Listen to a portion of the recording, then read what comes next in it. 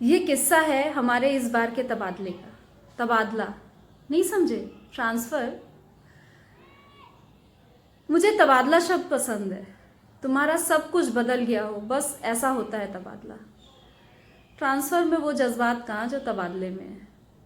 तो चलिए मैं आपको किस्सा सुना रही थी हमारे इस बार के तबादले का। अजनबी शहर में पहला दिन, या यूँ कहें पहली सुबह। कुछ जल्दी सुबह उठने की आदत और कुछ हवाओं का अजनबीपन। नींद कम ही आई रात भर। भोर हुई, सोचा चलो हवाओं से, पेड़ों से, दरख्तों से, परिंदों से दोस्ती की शुरुआत की जाए।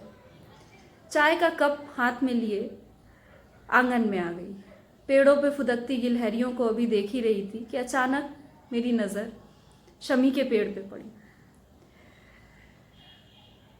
मेरे आंगन के पूरब कोने में खड़ा वो शमी का पेड़ मुझे अपलक निहार रहा था, मानो कुछ कहने की कोशिश कर रहा हो। उस पर खिले लाल लाल फूल जिन पर भोर की किरणें पड़ रही थी, ऐसा लग रहा था कि वो शमी का पेड़ शर्मा कर लाल हो गया है। मेरे लिए ये तय कर पाना मुश्किल था कि वो सूरज से शर्मा रहा है या मुझसे शर्मा रहा है, पर फिर भी वो मुझसे कुछ कह रहा था, मानो कह रहा हो कि मायूस ना हो, जल्दी ही हम दोस्त बन जाएंगे।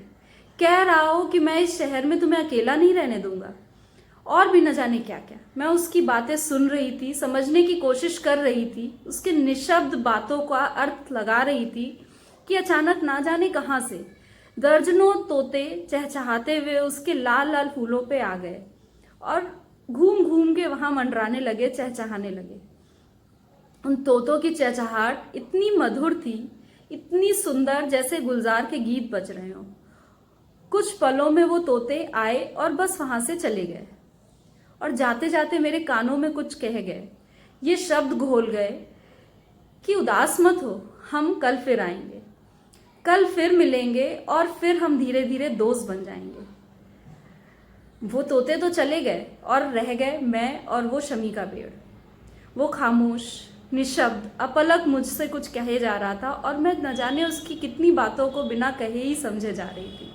बस उन्हीं कुछ लम्हों में इस अजनबी शहर से प्यार हो गया। इस एक शमी के पेड़ ने मुझे अपना बना लिया।